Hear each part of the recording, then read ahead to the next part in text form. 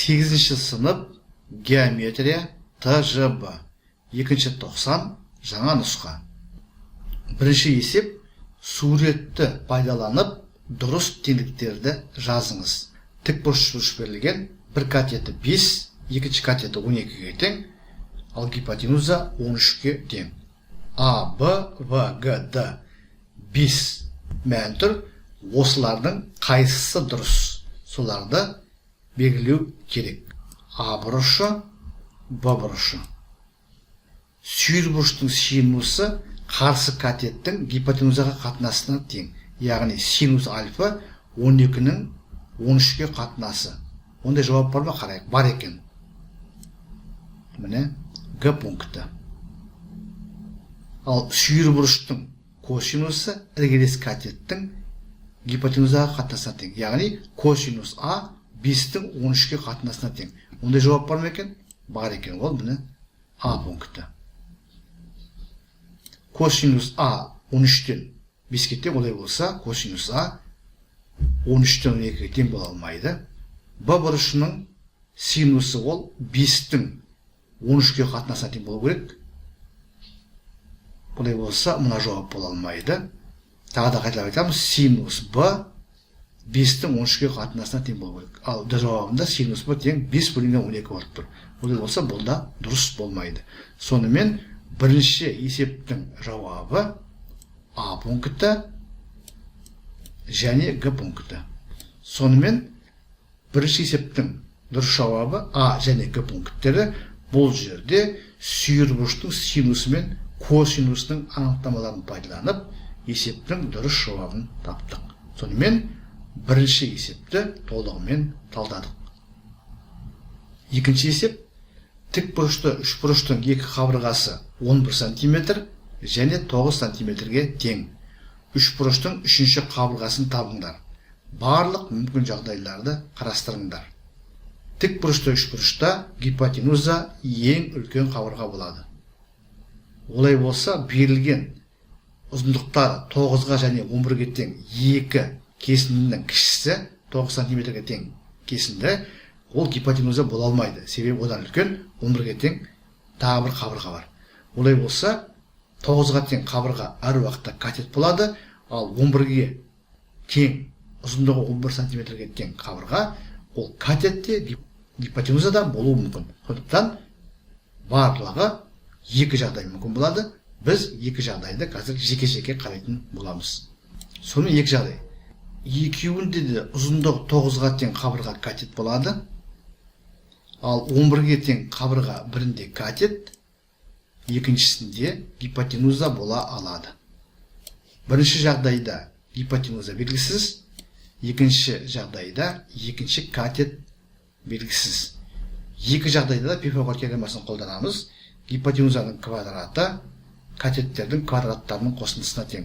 Сонымен бірінші жағдайда С квадрат тең 9-дың квадраты плюс 11-дың квадраты. 9-дың квадраты 81-ге тең, 11-дың квадраты 121-ге тең, 81 мен 121-дің қосындысы 202-ге тең. Олай болса, бұл жағдайда С гипотенуза түбір астында 202 см-ге тең болады. Екінші жағдай, бұл жағдайда катет белгісіз, Пифагор теоремасын қолданамыз. Белгісіз катеттің квадраты тең болады. Гипотенузаның квадраты минус екінші катеттің квадраты. 11-дың квадраты 121, 9-дың квадраты 81, 121 мен 81-дің айырмасы 40-қа тең. Олай болса, белгісіз катет Б тең болады, түбір астында 40. Осы түрде қалдыруға болады. немесе 40 ол 4 пен 10-ның көбейтіндісі, яғни 2 түбір астында 10 деп жазуға болады. Сонымен есептің жауабы бір жағдайда белгісіз гипотенуза ол түбір астында 202 сантиметрге тең, екінші жағдайда белгісіз катет ол 2 түбір астында 10 сантиметрге тең. Сонымен Пифагор теоремасын қолданып, есептің шартына сай 2 жағдай болатынын көрсеттік, негіздедік. Пифагор теоремасын қолданып, белгісіз үшінші қабырғаны тауып, толық жауабын алдық. Сонымен екінші есеп толығымен талданды. Үшінші есеп тік бұрышты үшбұрышта косинус альфа тең түбір астында 26-дан 5. А пункті тангенс альфаны есептеңіз. Б пункті тангенс мәнін пайдаланып альфа бұрышын салыңыз. Біз тік бұрышты үшбұрышты қолданатын боламыз. Тік бұрышты үшбұрыш қарастырамыз. Біз сүйір бұрыштың косинусы менен тангенсінің анықтамасын қолданатын боламыз. Тік бұрыш үшбұрыштың бір сүйір бұрышын альфа деп белгілейік. Анықтама бойынша сүйір бұрыштың косинусы ол іргелес катеттің гипотенузаға қатынасы. Бізде косинус альфа 5-тің түбір асы 26-ға қатынасы болып тұр. Олай болса іргелес катет 5-ке тең, ал гипотенуза түбір астында 26-ға тең. Альфа бұрышына қарсы катет белгісіз, оны А деп белгілейік. Бізде мына бұрыш тік бұрыш. А пункті Пифагор теоремасы бойынша тік бұрыштың катеттерінің квадраттарының қосындысы гипотенузаның квадратына тең, яғни А квадрат плюс 5-тің квадраты тең, түбір астында 26-ның квадраты. 5-тің квадраты 25, түбір асты 26-ның квадраты 26, бұдан А квадрат тең 26 минус 20 5 деген шығады, яғни А квадрат бізде 1-ге тең. Олай болса, бұл теңдіктен А тең 1 деген шығады. Сонымен А катеті 1-ге тең. Әрі қарай біз альфа бұрышының тангенсін анықтаймыз. Сүйір бұрыштың тангенсі тік бұрышты үшбұрыштан қарсы катеттің іргелес катетке қатынасына тең. А бізде 1-ге тең тауып қойғанбыз. Сонымен бізде тангенс альфа 5-тен 1 деген жауап шығады. Сонымен біз А пунктінің жауабын алдық. Тангенс альфа 5-тен 1-ге тең. Енді екінші Б пункті тангенстің мәнін пайдаланып альфа бұрышын салыңыз. Жоғарыда айтып кеттік. Сүйір бұрыштың тангенсі дегеніміз қарсы катеттің іргелес катетке қатынасы. Олай болса альфаға қарсы катет 1-ге тең, 1 бірлік. Ал іргелес катет 5-ге тең. 1, 2, 3, 4, 5-ге тең.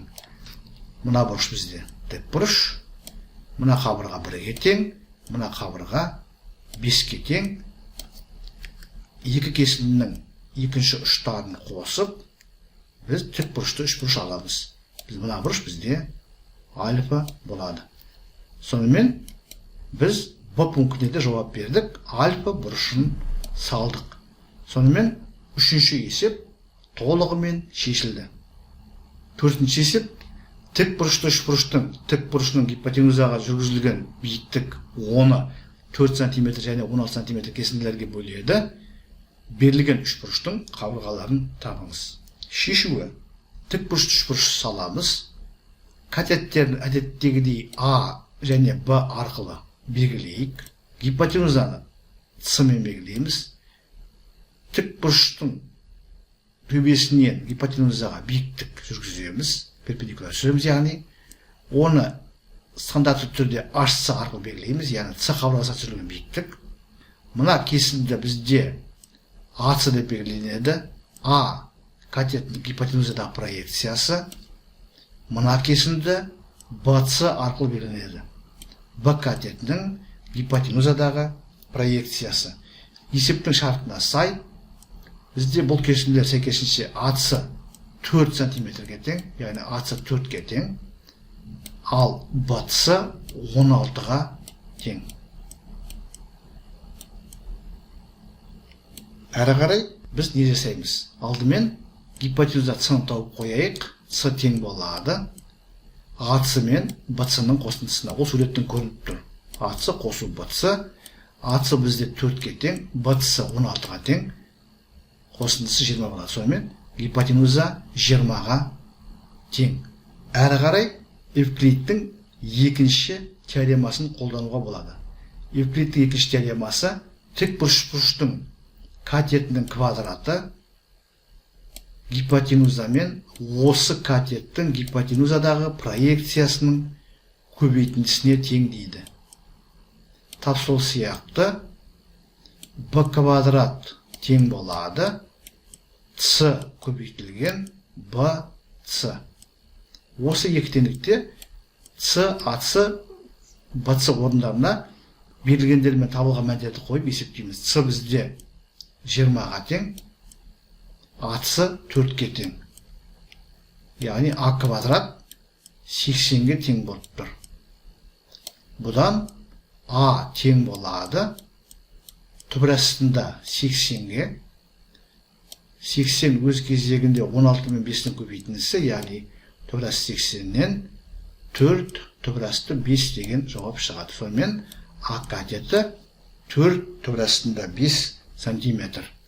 Тап осылай b квадрат тең, c көбейтілген bc, c 20-ға тең, bc 16-ға тең, көбейтіндісі 320 болады.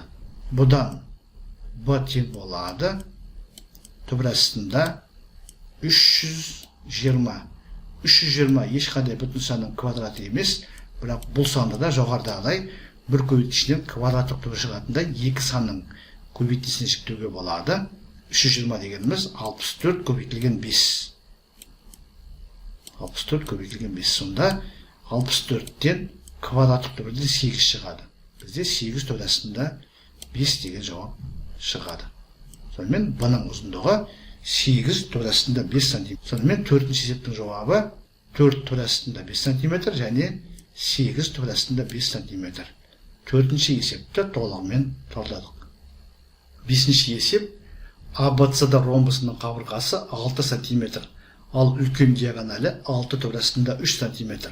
Ромб бұрыштарын табыңыз. Ромбтың суретін саламыз. Төбелерін белгілейік. A, B, C және D болсын. Екі диагональ жүргіземіз. Диагональдары өзара перпендикуляр болады және қиылысу нүктесінде қақ бөлінеді. Сонымен мына кесінді мен мына кесінді тең, мына кесінді мен мына кесінді тең. Және ромб болғандықтан бізде 4 қабырғасы тең.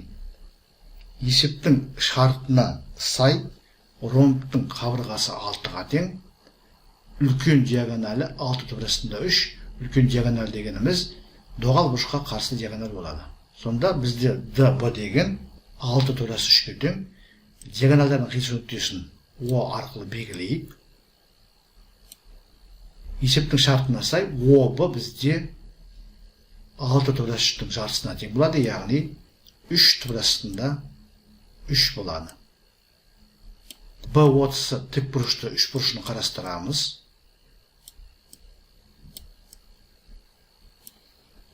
Бұл тік бұрышты 3 бұрыштан Пифагор теоремасы бойынша 30-ның квадраты плюс OB-ның квадраты тең болады BC-ның квадратына. Пифагор теоремасы. Бұдан 30-ның квадраты тең, BC-ның квадраты 36 минус OB-ның квадраты. OB бізде 3 түбір астында 3, оның квадраты 27-ге тең болады. сонымен 30-ның квадраты 9-ға тең. Бұдан 30 тең 3 деген жауап аламыз. Яғни 30 катет 3-ке тең. Олай болса, біз мына бұрышты x бұрышы деп алатын болсақ, немесе бұрыш x бізде, немесе толық жазайық, бұрыш CBO 30 градусқа тең болады. Неге? Себебі CBO тікбұрыш бұрышында CO катеті 3-ке тең, яғни ол BC гипотенузасы жартысына тең. Ал біз білеміз, тікбұрышты 3 бұрышта 30 градус сүйір бұрышқа қарсы катет гипотенузаның жартысына тең болады. Және керісінше, егер тікбұрышты 3 бұрышта бір катет гипотенузаның жартысына тең болса, онда осы катетке қарсы бұрыш 30 градус болады. Олай болса, ABC бұрышы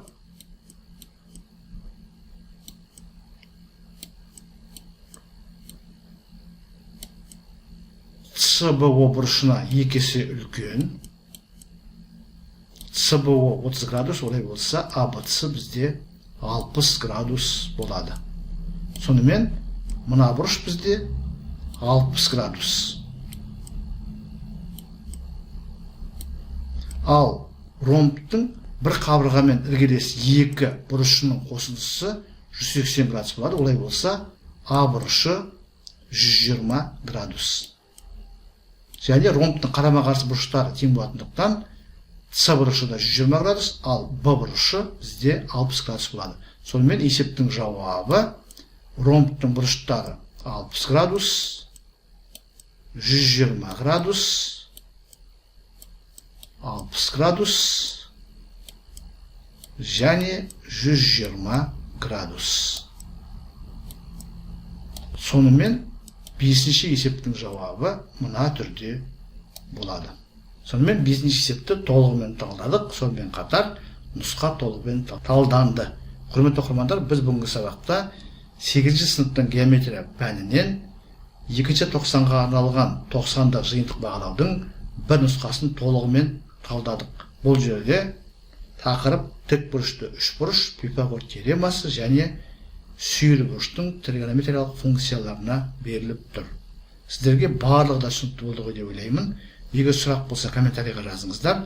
Мен әдеттегідей әрбір сұраққа ұсыныс пікірге ескертуге, уақытымен және нақты жауап беруге тырысатын боламын. Зейін қойып тыңдағандарыңыз үшін көп рахмет. Келесі кездескенше.